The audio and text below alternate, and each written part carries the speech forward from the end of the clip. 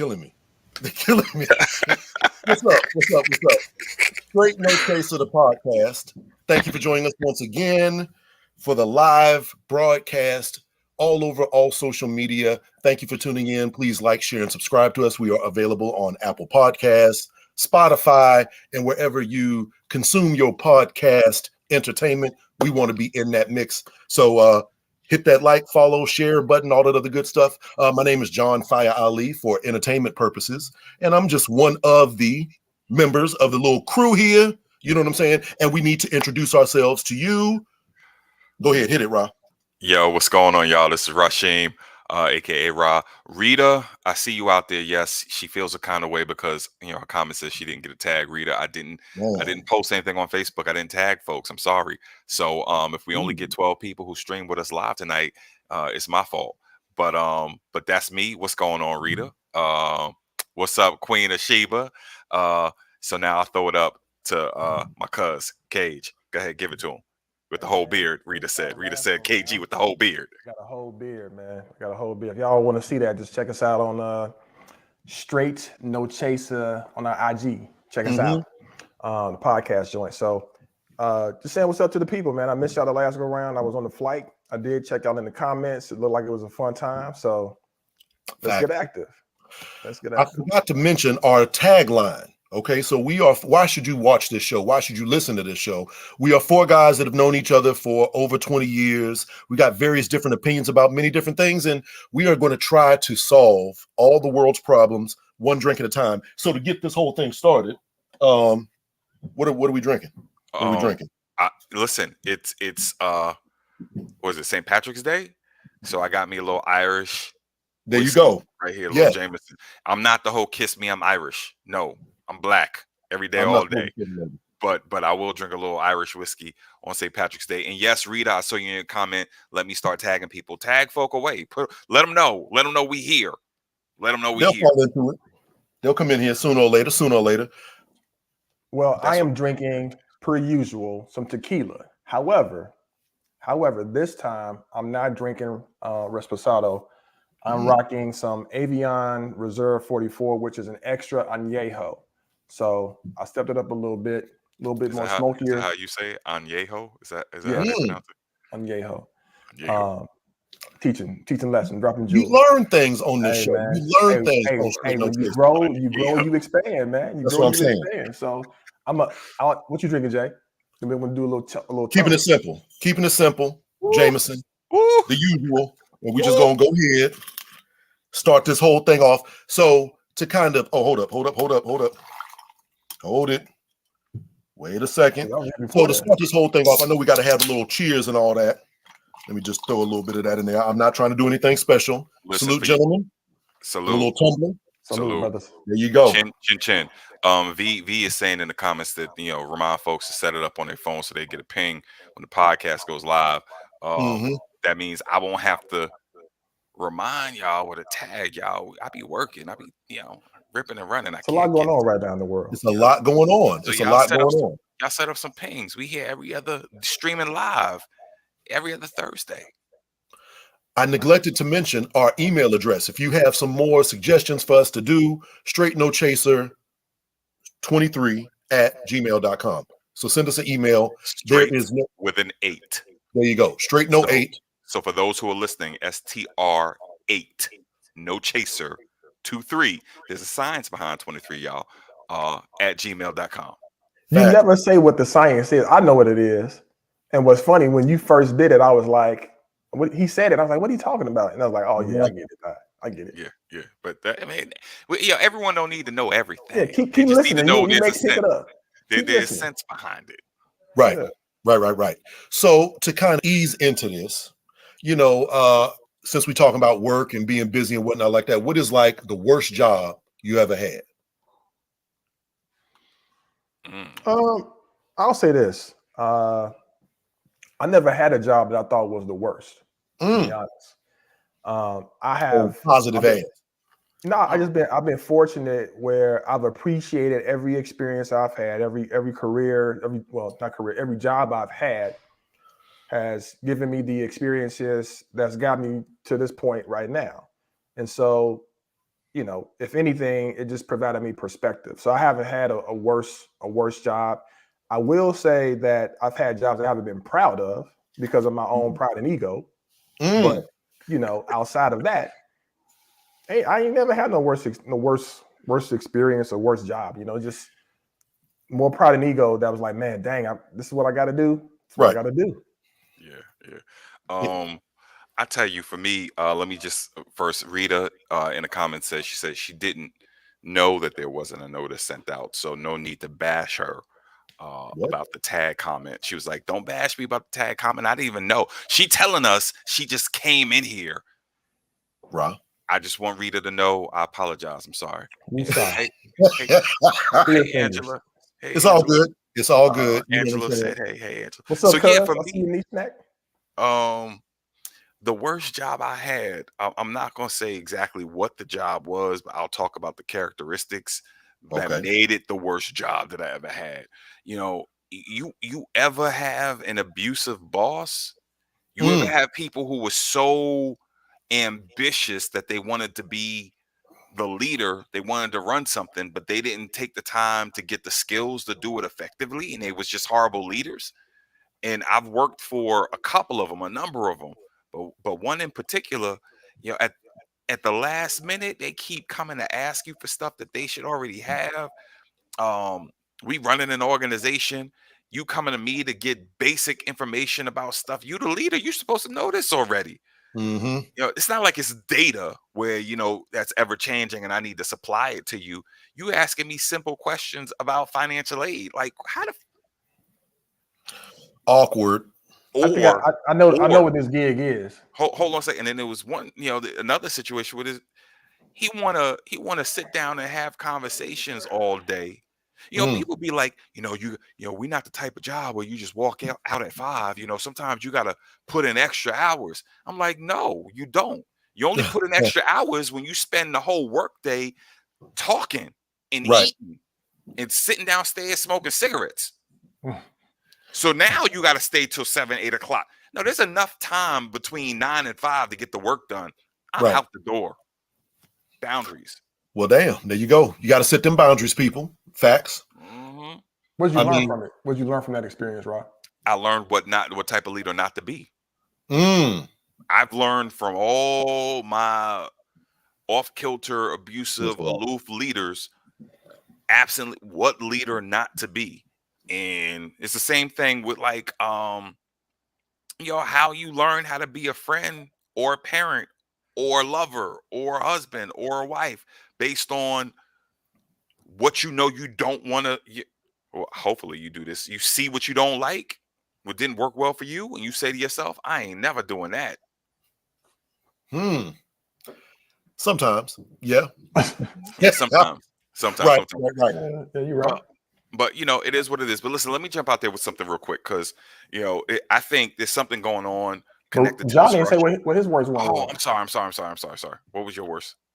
I apologize. I will say everything about this fool because I detest him to this day. I was a admin for a commercial real estate broker. When I moved back from the Northeast and moved back to DC, roughly like 2004, something like that, I had to work for a commercial real estate broker. I needed a job ASAP. I took whatever I can get. He had like a little admin position type thing, but dude was legitimately mental. You know what I'm saying? I've been in the military for some people might not know that. You can yell and scream at me, that's not a big problem for me. I can deal with a whole lot. But dude was like I said, he legitimately had mental issues. I should have known, like, as soon as I got the job, there was another lady who like was the admin for everybody else. And I was the admin for this one dude. And she was like, you've got to be real careful with how you talk to him. That should have been my cue right there. You know what I'm saying? But I wasn't really, you know what I'm saying? I was just like, I needed to get a job. My firstborn child was like real new. We had just moved. It is what it is. So long story short, dude was mental. We got into it over and over and over again. And finally, like, part of my job was like ordering lunch for everybody. I ordered the lunch and I got him a meatball sub. He didn't want the meatball sub. He picked up the sandwich, threw it at me, hit me in my shirt. And we had to wear like dress shirts and ties. So he hit me in my shirt, meatball sub running down my chest. We was in like a little meeting room. And the other admin chick like got in between us. I'm sure I told y'all about this. Like, I quit the job. This is one of them situations. This is like, I don't want to get too deep into it, but nonetheless, we got other stuff to do. But that was a totally terrible job. And what I learned from that, all money ain't good money. Yeah. So it ain't. And you ain't hitting me with no sandwich. You ain't yelling at me. You not doing none of that. I don't care. Well, I mean, not right now. Well, no, I mean, at this stage, I feel I will do whatever I have to do personally. I mean, but at the end of the day, if it boils down to that, and that's all that's out there, I think all of us would do what's necessary. Of course. There's always another. There's always an option. Like what's necessary might be walk out of there and go immediately to the McDonald's because I know they hiring. You know what I'm saying? The truth of the matter is, I didn't really need that job. I was putting myself under unnecessary pressure. It was just one of them things like, y'all feel like this. I'm sure there are plenty of people that might watch this feel the same. As men, you want to be a provider. It felt wrong for me to not have a job. You know what I'm saying? Rose is asking the crucial question in the comments. She said, did you I didn't swing get or to nah? him. I didn't get to him. You didn't get to him? Because you know what Rose would do in that situation? Rose would have done. No, she said nothing. look at the comment. She said she sell the peach. She wouldn't stay. Rose said she would sell. I had a comment, but I don't even want to start with Rose right now. That's what Rose said. We moving on. She laughing now, but nah, you put it out there and we put it on the interweb. She would sell her. Never mind. That said, let me take another sip of my drink. I did learn from that situation, and we moved on. We got better. Blase Skippy. Nicole says she do the same thing. Y'all fast. So check it. I want to talk about something that I think arguably should be the biggest news story in sports right now. I don't know about that, but Brittany Griner, I believe, and we could talk about whether or not you believe why you think it shouldn't be. You're right. But I listen. She got arrested over a month ago coming back into Russia. It was reported that she had THC cartridges, vape cartridges. Right. But then in one article I read, it also alluded to other narcotics, like whatever the other narcotics is. Right. And from what I have seen with Russia and North Korea, countries like those over time, they use prisoners as pawns. Mm-hmm. This woman was arrested before the siege to Ukraine. She's been detained since then. No one knows where she is. Nobody knows her status. They just reported to either this week or today that she's going to be detained up until like May 19th. Why are they still detaining her? What's going on? My thing is, she's been going back and forth between the States and Russia because she's playing basketball in Russia. So there's another piece to it. Why the women in the WNBA got to play abroad because they can't make the money that the men make here in the States? She's got to play abroad in order to offset the she got to make money. I think she makes $1 million in the Russia in that league that she plays in overseas, and I think the salary here is like $100-some thousand. Yeah, but is it $1 million ruble? Because right now the ruble ain't worth nothing. No, Like I don't know what they said. Shorty who held up the sign, the producer, she got fined like 18,000 ruble. That ended up being like $200. Maybe so right now ain't nothing right now. Right. But my thing is, why isn't this a big story? Because she got 3 strikes against her. 1, she's American. 2, she's black. 3, she's LGBT. They don't like none of that. And they have a history of detaining people. And when they give them back to you, if they ever give them back to you, they're broken or dead. Well, I'll say this, a couple of things. I don't think it's the biggest story in sports, and I don't think it necessarily should be. I think if you're an American who cares about sports, people are going to be more inclined to be thinking and focusing on Tom Brady coming back for like a 20-something plus season at 40-something years old playing football. People care about that. I'm just saying. All right. Let me just throw this out there. In all fairness, Tom Brady just said that yesterday. Well, this is true. He just said that yesterday. But nobody's really covering this story because they don't have anything to say. It's not a story right now outside of they haven't heard from her. Like Tom is still talking, other people are still communicating. Her wife has asked for privacy. I'm not saying it shouldn't be a story. I'm just saying that I don't think it should be the number one story because she's not the only American who is detained in Russia right now.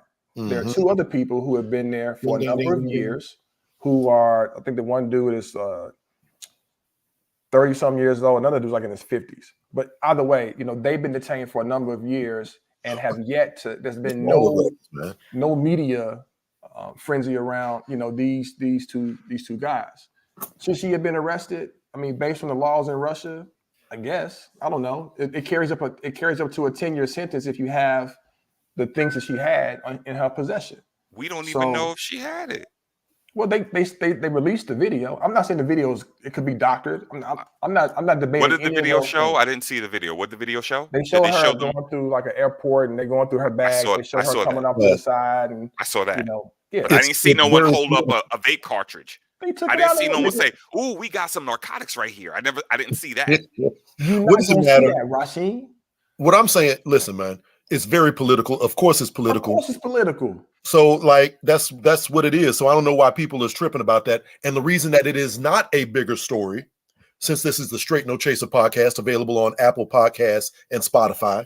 The truth of the matter is that people do not support women's athletics with the same economic support, whatever you want to call it, as they do male athletics. Okay. Except for certain sports, certain transcendent athletes, Serena Williams, that type of thing. But the WNBA, the attendance is what it is. The support is what it is. Is it wrong? Is it right?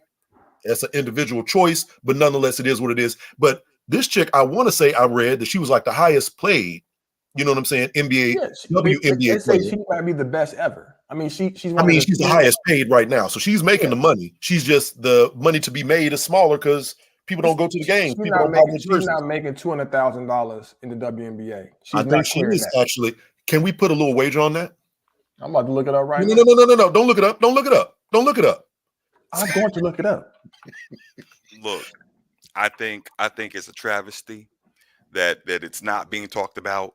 I think because it's political, because she's going to be used as a pawn. Yes. I think that there is a very real risk to her physical safety. Facts.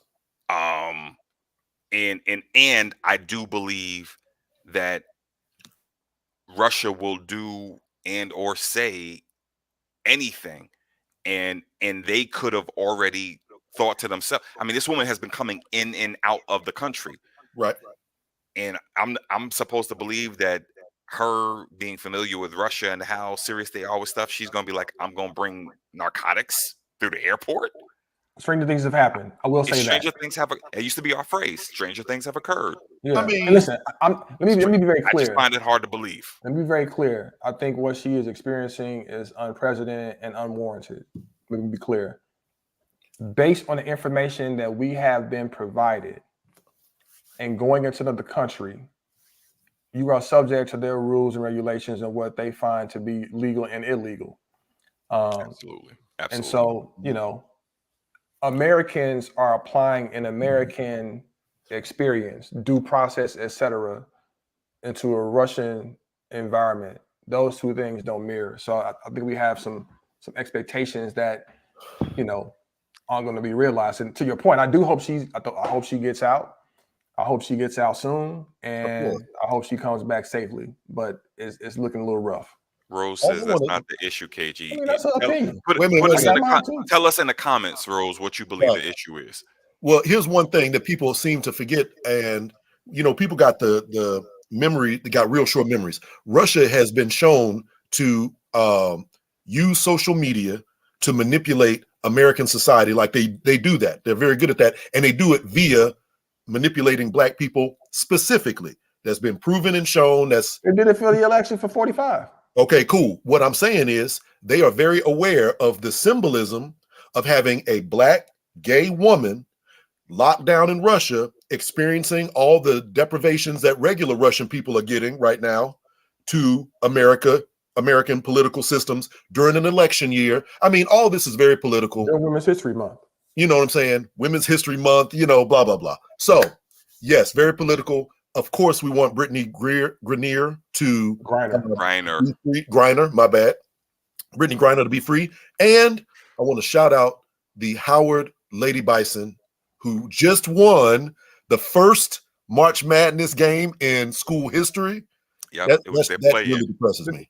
They're playing 216s, had to play each other to make it to the actual dance. They've been doing their thing. They won a MEAC, winning the game in the tournament. They about to do some things, man. The interesting thing is, so Howard, where I went to grad school, their women's basketball game, they playing Albany, where I went to undergrad. Their women's team won their conference. I would love the Cinderella story for them to meet in the East. I know it's not gonna happen, but I would love to see it. You never know. You never know. Yeah, you never know. That's what I love about March Madness, man, because you never know. Strange things have happened. UMBC beat Virginia. They said a 16 will never be the one. We getting off into the woods. Anyway, Straight No Chasing the podcast. We got to. Yeah. Well, you say stranger things never happen. That makes me think about my man Juicy Smollett. Juicy? Yeah. Juicy right? Smollett. Juicy J. Yeah, man. So I'm gonna let the people know a little bit more about the history of this I'm gonna call it a debacle. So in 2019, Juicy, for those that don't know, he's an actor. He was playing on the show called Empire, and he was kind of a lead character. And what made it interesting is, he was a singer and happened to be the son of this dude named Lucius Lyon, and he happened to be the gay son. Mm-hmm. And they didn't think he was going to make it, but he's the one that did in the show. Well, in 2019, during the George Floyd kind of uprising, so to speak, in this country and around the world, Juicy alleged that he was attacked by two individuals wearing MAGA hats. They assaulted him and put a noose around his neck. He notified the Chicago authorities, and when they arrived, the noose was still around his neck. Dave Chappelle has this whole little skit around, like, this whole experience. And if you guys want to watch that, go check out Dave Chappelle's special on that. But the rub here is, Juicy was found guilty of making up a hate crime, and he was sentenced to 150 days in jail. So I guess what I'm curious about from you guys is, how do you feel about his sentencing? Do you feel like it's warranted? We all know that, based on the evidence that we've seen, what he alleged didn't occur. But when he was sentenced, he yelled out, I would not kill myself in jail. I'm not crazy. Like a whole lot of things that he was kind of yelling out. So, how y'all feel about this whole little juicy joint? First of all, I think we mispronouncing his name. I want to say it's Jussie. Juicy. Correct us. I apologize if I'm mispronouncing his name. I think it's Jussie Smollett. No, Jussie. Okay, there we go. I thought it was Juicy. I apologize. There you go. I would say Juicy because of the comedian said Juicy. I didn't know. I thought it was Juicy for real. No. So, I mean, what I think about this whole thing, I think it's sad, first of all. I think him doing 150 days for essentially lying is overboard. I think he should be fined. I think he should have to make some kind of restitution or whatever. That's happened. Then yeah, that's what I think should happen, and that should be that. And we wrapping it up and moving on. Why he would do such a thing, I think it is detrimental to wider issues. You know what I'm saying? People are going to have that much of a harder time believing the next time something crazy happens, because in the back of their mind they'll be thinking about this. But at the same time, I think that it's more than we've been led to believe. I'm not familiar enough with his whole situation to really, really talk about it, but I think that there is some there. I think he ultimately got beat down by the dudes he was dealing with over something else and whatever, and he don't really want to divulge everything, so he made up this ridiculous story, and it's kind of spiraled out of control. And I think drugs is ultimately, involved. He's been sticking to this story. See, and that's the thing that gets me. Like, a comment Matthew Graves just put up there, it's a felony. Yeah. Right. He was convicted. That's it. Now, if you're convicted of a felony and you get 150 days, you got off light. Facts. You got off light. And you're getting off light as you still stick to the lie. He was saying, I did not do this. So now you are continuing to say, y'all got it wrong. Y'all the crazy ones. And he only got 150 days. The dude wrote a check, man. What else would he do? And on top of that, they're not putting him in general population. He's gonna be by himself. You sure about that? My fault. He was. No, I read put him in there by himself. He was going to be by himself. They just released him. Mm-hmm. So March 16th. No, they released him on March 16th so he could, do his appeal. But while he was in there for his 150, he'd have been in solitary. He'd have been in protective custody for real. You know what I'm saying? The whole thing is actually they put him in a psych ward because of some of the concerns they had. Them drugs. Because they was talking about how they was doing drugs together. The dudes who beat him up. See, now we're getting into it. So that's where I come back into the whole situation. What I think happened is there was some, let's not debate what happened. Let's not debate debating what happened is unnecessary. What do we think about his sentence? But that may be impactful to what he got to say. What I'm saying is he got convicted. That don't mean that it's funny to me how black people will be like, anti-police until they see something and they be like, oh yeah, they 100% they got it. No, that's not what we're saying. Police. Black folk want police in their community. They just don't want police abusing them. Yeah, so I don't go down that. I want police. I just don't want mention. Did you believe his story originally? I didn't believe it when he said it. Again.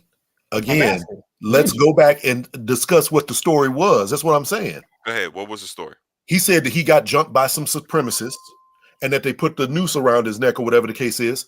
And if it turns out that the two dudes that he was involved with, did some kind of craziness and jumped him, maybe he thought that was what was going on. Maybe he's having a mental break. We don't know is what I'm trying to say. Doing 150 days for that being a felony, why is that a felony? What I'm saying is, why are we not more questioning why the system is the way that it is? Putting another dude in jail, what good does that do anybody? It don't. So I don't listen, whether he's in jail or not, that's not, the law is the law is the law. Now, is it applied equally across the board? I think that should be your concern rather than how it's applied to him. To me, nothing is ever fair. To me, right. What I'm saying is, because the parallel that people are making is like the Emmett Till situation, right? So the woman who accused, Emmett Till of whistling at her, and he ultimately was killed. She lied. The dude got killed, right? And nothing has happened to her. This dude lied, and they gave him 150 days. So, listen, that was his people that was making that parallel. How do you do that? Ain't no one get killed. How do you do that? That's not the same. I'm telling you that his people were making that comparison. No, that's a bad comparison. Make your comparison. Don't use theirs. That was a bad comparison. That was terrible. That's the point. He got people out here advocating for him that don't make no goddamn sense. Because what he did don't make no goddamn sense. Hey, I expect his family to be like that. I expect his family to say, to support him and, do whatever. Ultimately, he's going to do his time, come out, and hopefully turn his life around and do some good, positive things in the community. We behind you, Jussie. So Jussie, right? It is Jussie, not Jussie. I sped by Zelita Zoe Neely's comment. He get to say 5 months all Negroes get in Chicago. At least that's summer vacation. He get 150 days. Right. Well, speaking of people needing a little bit of time apart, we got a actual email. Again, if you ever want to get some feedback from the show, you know what I'm saying? You can hit us at our Gmail, which is Str8 with an 8, no chaser, 23, the number's 23 at gmail.com. So somebody actually did send us an email. Shout out to you. Hope you're watching this because this is a doozy. Okay, so we got a little letter here. It's titled Seeking Your Perspective. Is it normal for grown adult siblings to call each other babe? Or for the sister to caress her brother's hair in public? Or to share a bed with each other when there are 3 other empty bedrooms and 2 empty couches in his house? Now, Hey, hold up on the comments, Rob. Write these rules. Hey, Rob, hold up on the comments so we can focus on what he's saying. Because I gotta listen to this. The comments are throwing me off a little bit. Okay, go ahead. Go ahead. Again, man. So, my 43-year-old boyfriend says his lifelong relationship with his 48-year-old sister is healthy, and my jealousy is unfounded. He explained that they only shared the bed for just 30 minutes because she was afraid there was a forest creature in her ceiling. You said in her ceiling? The sister said there's a forest creature in her ceiling. He got in bed with her for 30 minutes. Wait, these are grown people? I didn't read the letter. These are grown people. Listen to the letter. Okay, the boyfriend is 43. The girlfriend wrote the letter. The sister is 48. She says, okay, go ahead. I don't know, but the straw for me was overhearing him on the phone call his sister babe and say that he should have gone home to her home-cooked dinner than stay out and have dinner at a restaurant with me. Again, am I missing something? I grew up as an only child, so maybe this sibling dynamic is foreign to me. So, first of all, that ain't his sister. The problem is, go ahead, KG. So you said that's not his sister. Whoever listening to this, whoever wrote this letter, that's not his sister. That might be a sister, but that sister got some marinade that he dipping his with frankenbeans in it. So, the dude said a forest creature in the ceiling. Now, I haven't read this letter either. Right. Keltrick, you remember I had a sister? Exactly. That's my sister. Now, in the letter, she doesn't say that they are, fake play siblings. She's like, that's his actual sister. I don't give a damn. I'm just telling you what the letter says. I would think that the writer would know whether or not they are actually blood. Right. And if the writer is in relationship, I think they would actually know that. She says, is it normal for grown adults? This is 2022. Yeah. People are getting on national television and saying, you know what, I'm gonna marry this person I never seen before. Right. And filming it. Yep. There are people who are using apps and dating. Swindler, whatever. What's that joint on Netflix? Come on. Tinder swindler. You know what that is. What I'm saying is stranger things have occurred. So she could really believe that this person is a sister, even though she ain't never even seen this person in her life. She might be unstable. I'm going to take it. I'm going to go there. Of course. Please go there. I have been getting really active on my TikTok game. I see. I posted one of your joints too. You did? Yeah. Appreciate it. And there have been on 2 occasions where I have seen TikToks of siblings, like partnered accounts, right? Brother and sister, and both of them was like pretty much hashtag do away with the concept of incest. Like they were dating each other and they created social media accounts to promote a brother and sister being intimate with each other. So it's not like that. Like you said, stranger things have occurred. It ain't like this is foreign. What if that's a situation where in the closet in the shadows, he and his sister is like. Now we going real deep, right? Exactly. No, but really, I'm going to the essence of what the question is. Yeah, she's asking the question. She's asking, "Am I tripping, or do you think something's wrong with the brother?" Like the brother, my man is boning his sister. Whoa. See, here's the problem right here, though. What she could solve all this instead of asking us, ask him. You know what I'm saying? Ask him exactly what's going on. Do you believe he would tell his girlfriend, you know what? I'm absolutely in a relationship with my sister. There's certain things. I'm digging my sister out. He gonna say that. I think that. So here's my thing. If you feel like somebody is doing this type of thing and you can't deal with it, regardless if he's banging his sister, his cousin, his coworker, then you should split. So let's say it like that. But I don't think that this necessarily is concrete evidence that he is sleeping with his sister, what she's described in this letter. I just don't. And so let me just. I don't know if she is or he is. However, from a conventional standpoint, their relationship is interesting, right? It's not conventional at all, because if you're in your 40s, right. I could see if you like in your, you less than 10, but you 4 decades in this thing plus, and y'all in the bed for 30 minutes because you think you have a force creature in your house. What y'all didn't hear was this last part. He's faulty, where she was like, she overheard him, so she's spying on him, saying that he's mad that he didn't go to his sister's house for her home cooked meal rather than go out to dinner with his girlfriend. You know what home cooked meal is, right? What's up? Home cooked meal is maybe it's an actual home cooked meal. A euphemism. It's a euphemism. I think it's a euphemism. I think he want that home cooked meal. Yeah. Talking about out to dinner with hers, And really, food ain't that good. And just to put out to Nicole and Zoe's question about whether or not they were Caucasoids, in terms of the people that I saw online, they weren't Caucasoids. They were black folk. So, but the people who wrote this letter, I don't know if they're Caucasoids or not.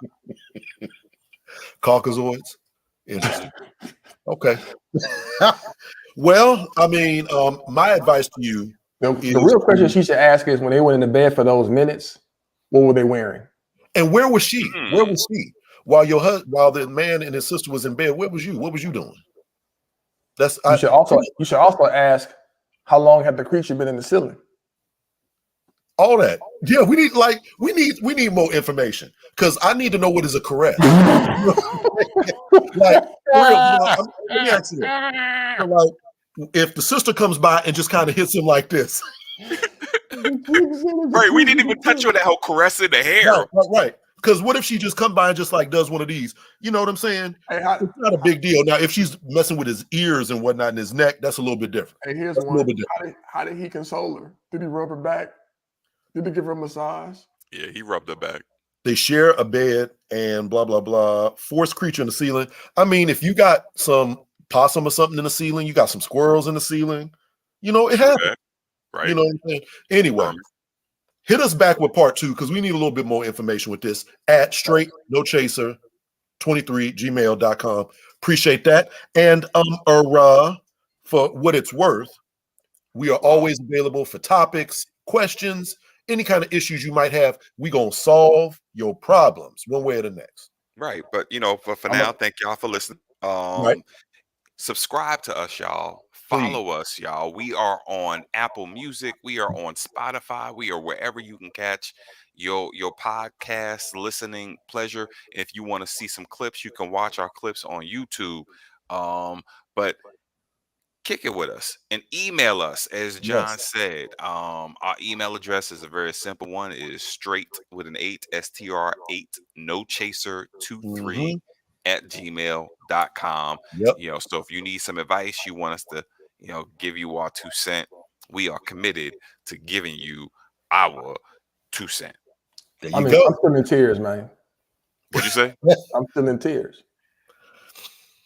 On that note, yeah. I mean, yeah. So there you have it. We also got to get into we're rolling. We're rolling. We're good. This is good. Yeah. All right. Well, check this out. Yeah.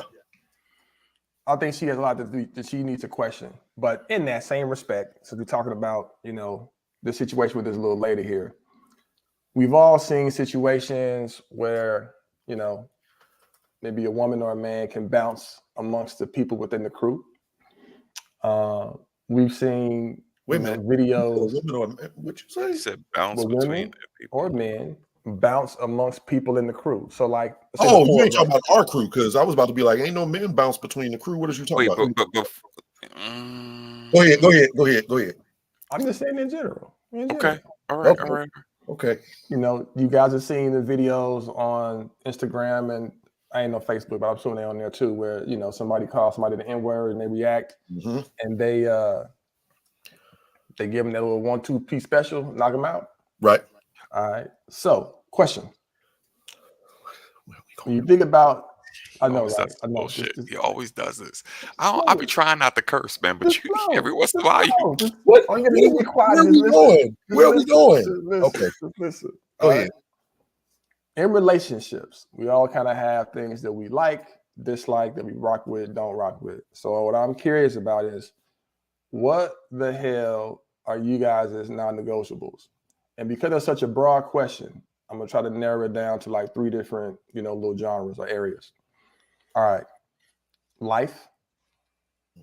Right. So what's your life non-negotiable? What's your love non-negotiable? And what's your work non-negotiable? Damn. You got to go first. Wait a minute. You said your life. I'll go first. Wait a minute. Your life non-negotiable for another person, or you like for yourself? For yourself.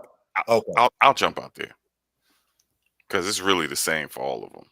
Okay. Life, love, work. People who are inconsiderate. It is my non-negotiable. I cannot deal with folks who are inconsiderate. And with that means that they are self-centered.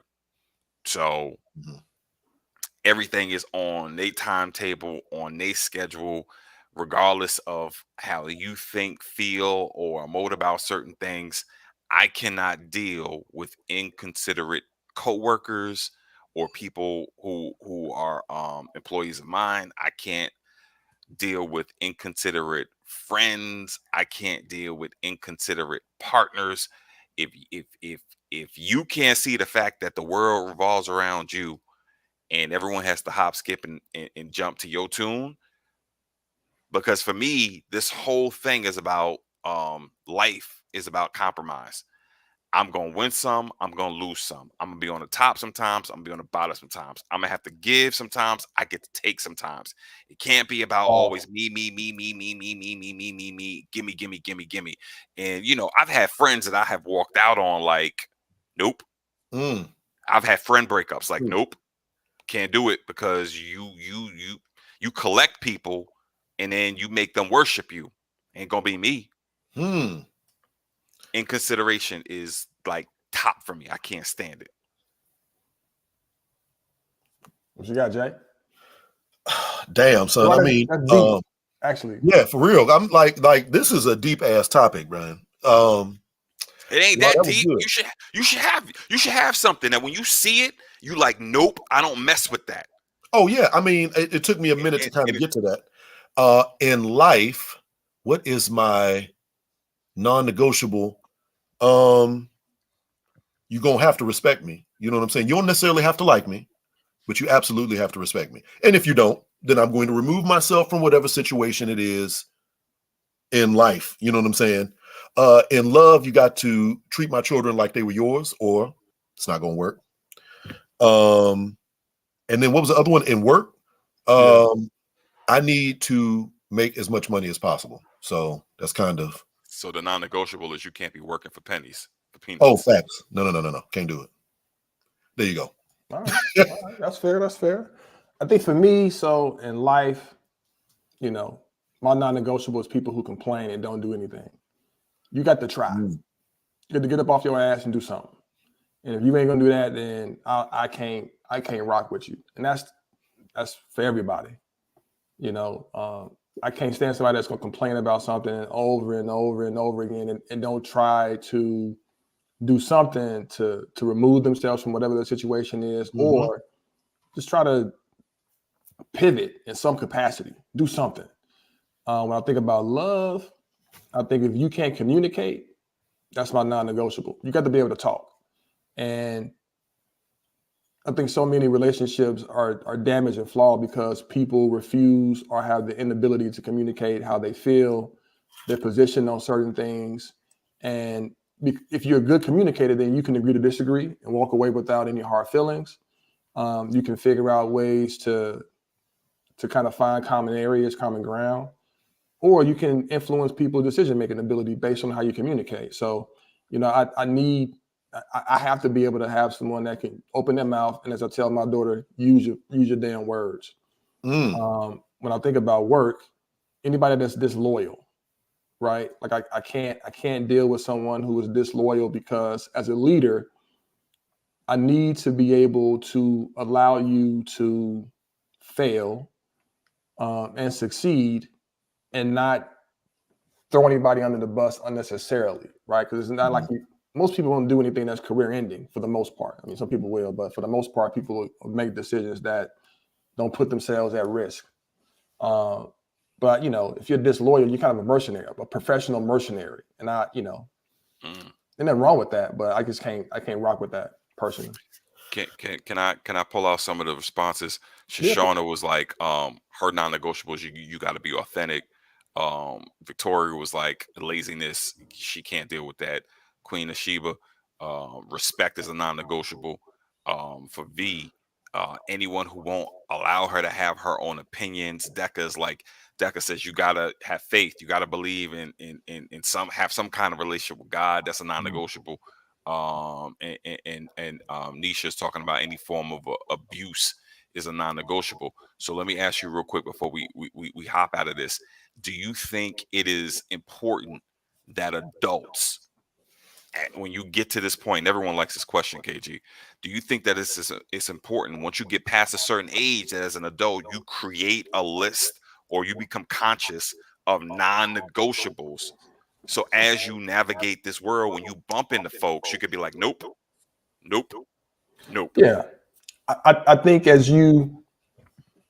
don't know if y'all agree with this or not, but I'll say this. I think as we get older, we become sure of who we are and accepting of who we are, flaws and all.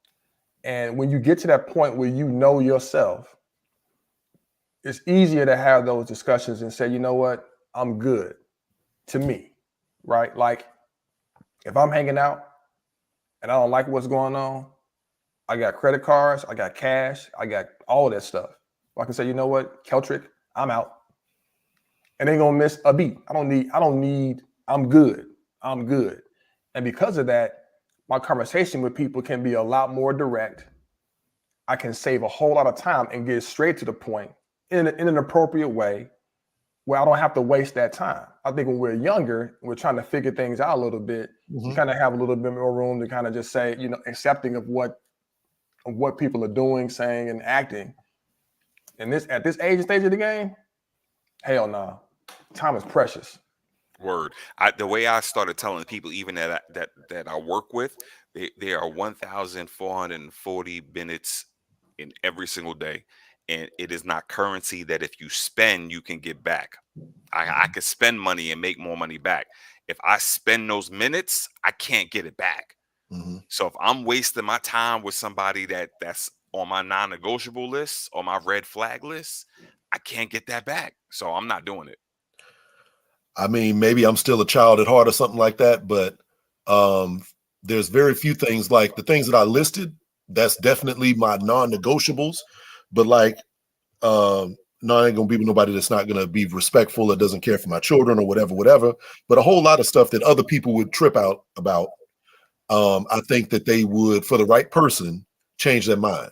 I think is the best way to say it. For me, I'll speak only for me. So, you know, you got to live your life, do what you got to do. Sometimes it is the way that it is. Speaking of living your life, So there's been a whole lot of talk about Married at First Sight. So if you have not been paying any kind of attention to Married at First Sight, it's a reality TV show. The premise is in the title. People get married at first sight. Okay.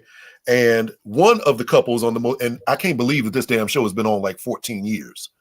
I can't believe that this has been happening for 14 years.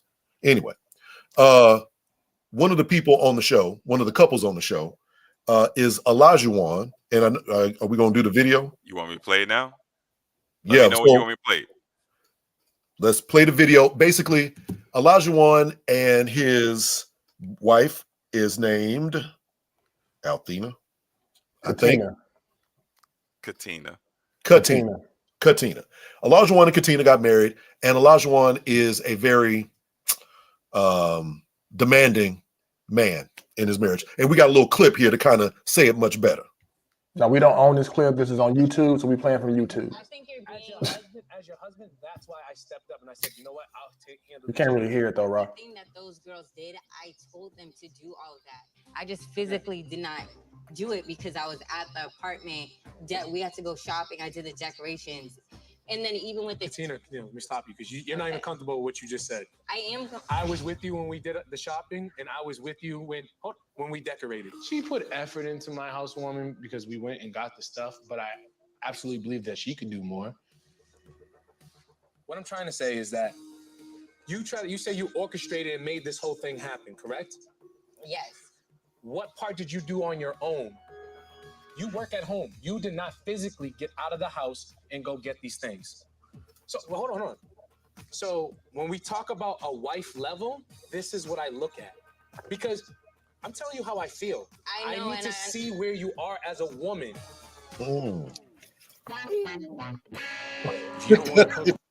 Cut it. Womp, womp. That was a death blow right there. That was the death blow. Hey, I'll say this. See where you are as a woman. I'm not saying I agree with this guy. However, he is communicating his perspective very clearly in his expectations to Katina. And I believe it's up to her to determine how she will react and respond. We didn't show the rest of the clip, but, she ended up crying and stuff. But, I think he's communicating. My question is, are dudes that feel like this, because there are plenty of people who feel this way, they have their, opinions about, the type of people they want to be with, the type of wives they want to have. Do men want too much in today's, modern world? Was he asking for too much? Basically, he was like, you were working at home or you were just at the house. You should have kicked in a little bit more, done a little bit more. Can he even make that kind of expectation in today's modern environment? Yes. Wow. Can. I'm not saying I agree with that request, but can he do it? He did. Right. And he has an expectation. And that's in this culture, in this society, that's his right. Now, most people are based on what the comments are, and they may not agree with his request or his expectation, but there are millions of people out there who are married or who are dating, who will absolutely do all the things that he is asking and stating in this comment, in this clip, or on the show. So, can he do it? Yeah. Do I agree with it? Nah. But there's several women out there who acquiesce. I mean, he's a handsome guy. I think people were probably looking. I'm grown, dog. Hey, I would imagine people will acquiesce to some of his requests because they want a nice guy, and she's attractive too. Like, she's beautiful. But she's sitting there taking this. So either there's something that she's experienced that she says, you know what, this is my place. Or she feels like this is an opportunity for her to kind of show her work. Or the producers are saying this is juicy. Right. Let's put it out there. It can go viral. That's why we're talking about it. Exactly. And so it might even be real. But, do I think this experience exists in this country? Hell yeah. But are they? I mean, to me, he sounds crazy. You know what I'm saying? It blows my mind. Do people have these expectations 100%? But are they remotely realistic? No. You know what I'm saying? This is not 1950s anymore. You know what I'm saying? Having a unrealistic expectation, you can have whatever expectation you want, but I think that in this particular case, and people do it a lot, they ask for things that are kind of too much. Men and women. Go ahead, Rob. I don't like none of these shows. None of these. Thank None, you. none, It's none of trash. these. None of About these real- married at first sight. Ready for love. What? Paradise Island. I gotta write this down. What, y'all? I'm gonna tell you why I don't like them. I Okay. don't like them because they are created for good TV, and then we get caught up in the crux of the theme of the show, which is finding love. And anytime your paradigm is add television cameras and stir and you gonna find love, then it's questionable for me. It's straight Right. questionable. You trying to fast track microwave yourself into a relationship or a marriage over the course of a 13-week television series stint. That is stupid. It's an experiment.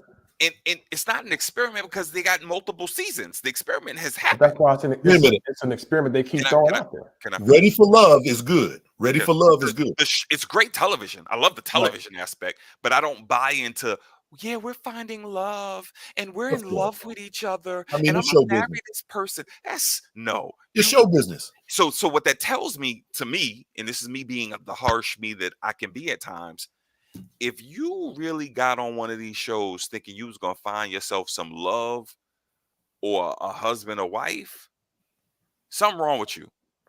You just need to go to therapy. There's something you need to work out. Because I get the feeling no matter what that sister said in that clip, Right. that brother would have found something to beef about. Oh yeah, no I question. get the feeling that no matter how she could have pivoted and did everything that he wanted, he would have found something to hold over her, because a Right. lot of people got these power issues in relationships and they want to feel like they control folk and they over folk and they rule folk and you belong to me. Man, no. It's people need the hugs when they was kids. I mean, And I will. now they on these damn shows. What's up, Vendon? Vendon, my man from Cali. That's my boy right there. Palmdale, handling that. That's my people. Thanks. Then this Thanks, comment Vendon, for says the coming and kicking bachelors with are us. doing it for decades. Is it different with ethnicity? Yes. The answer is absolutely yes. I'm gonna go back to Rob's point. Ross said a lot of interesting things. I don't fully agree with Ross, perspective. However, I think there's some validity to the points around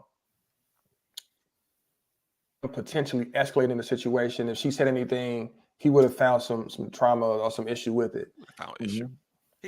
He ready for war, and she had already disappointed the guy based on his expectations.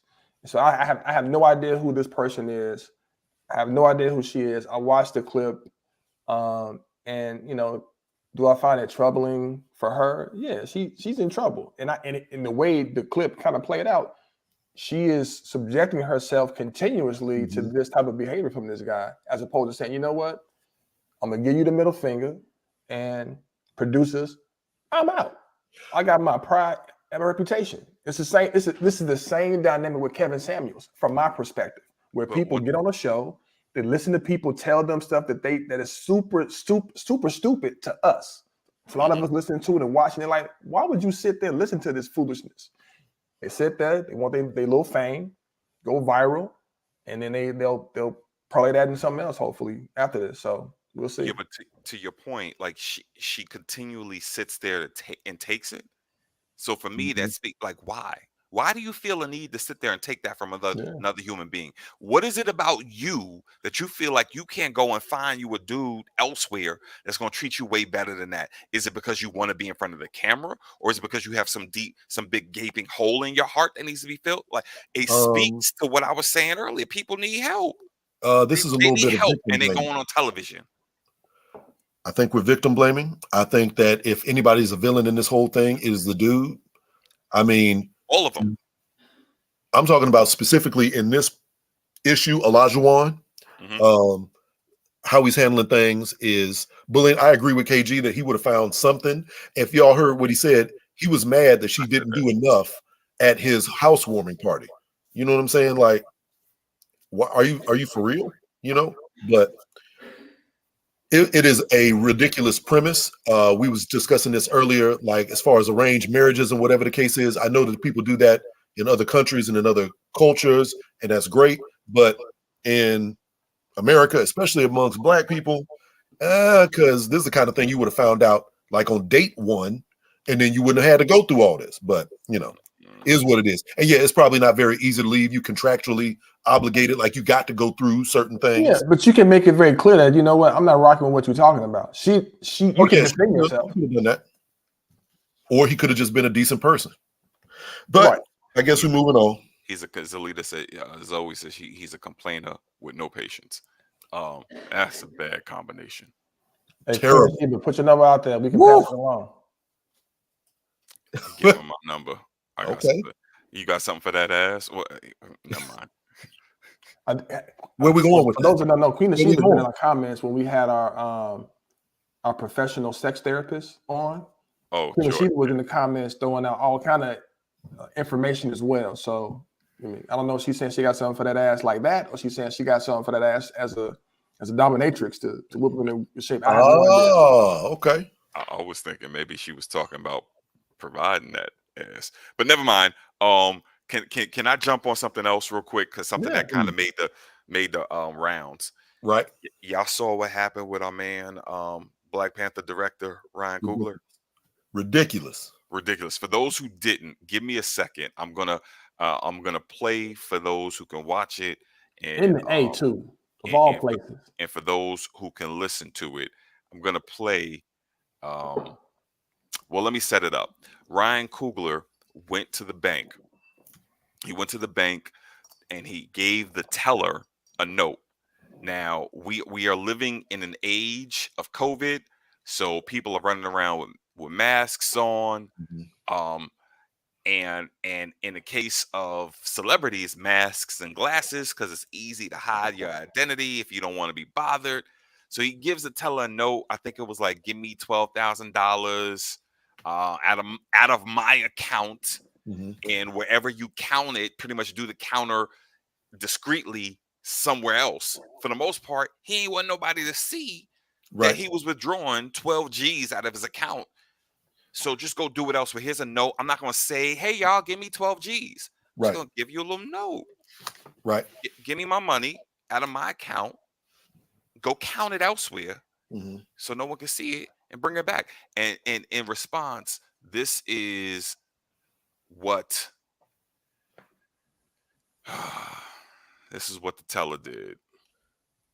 Hold on, y'all. So he passed me a note, and so I just told my manager I didn't feel comfortable. So he told me to call police while he, I guess, stalled. What is on the note, ma'am? It just says I want to withdraw $12,000.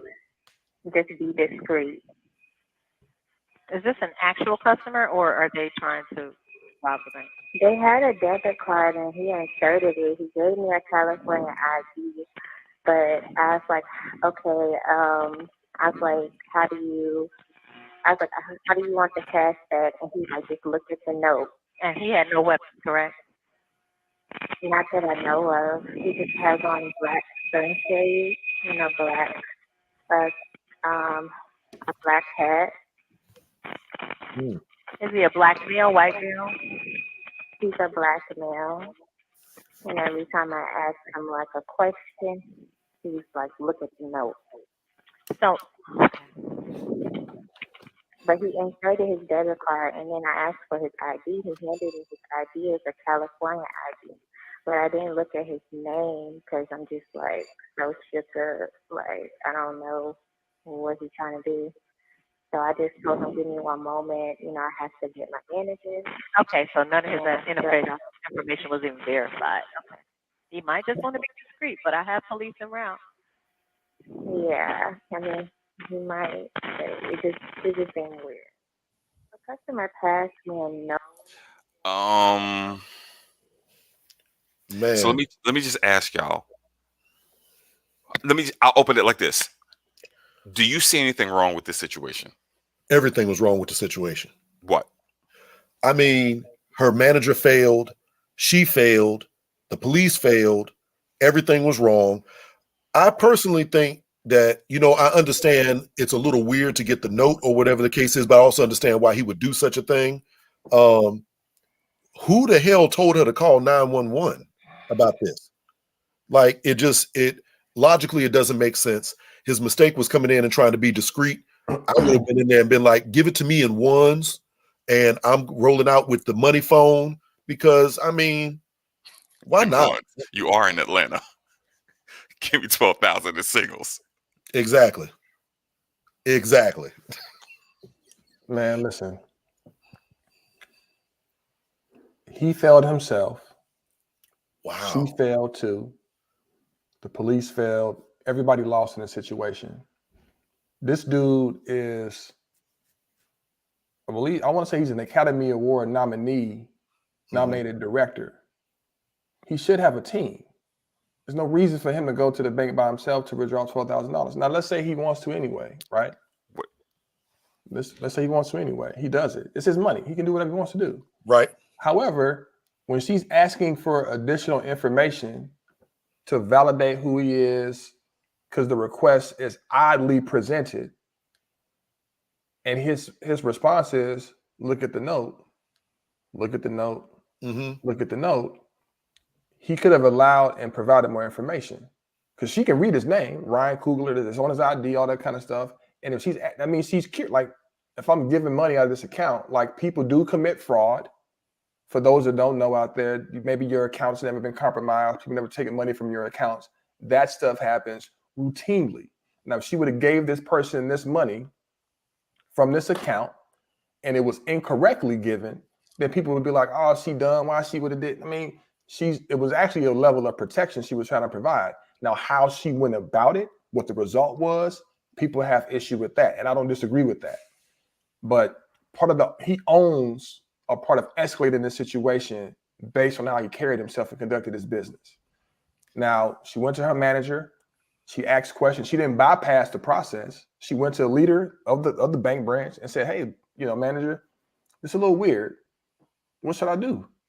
What's going on? That's what I'm saying. Manager failed too. No, I think the manager, if he or she asked the appropriate questions, and she said, listen, I asked this stuff, and the person is like, hey, read the note. What else? But wait, whoa. Hold, I haven't said anything on this. Go ahead, man. Yeah. First off, your team can't go into the bank and withdraw $12,000 out of your account, period. He has to do it. He has to do it. Not unless that team, not unless the individual has the permission to do that. He can't send someone into a bank out of state. No, he can't do that. If you have enough money, Rasheem Rook, you can call the bank beforehand and say, hey, listen, I'm going to the whole government name. Especially if it's a big amount. I'm coming in, I'm taking some money out. 12,000.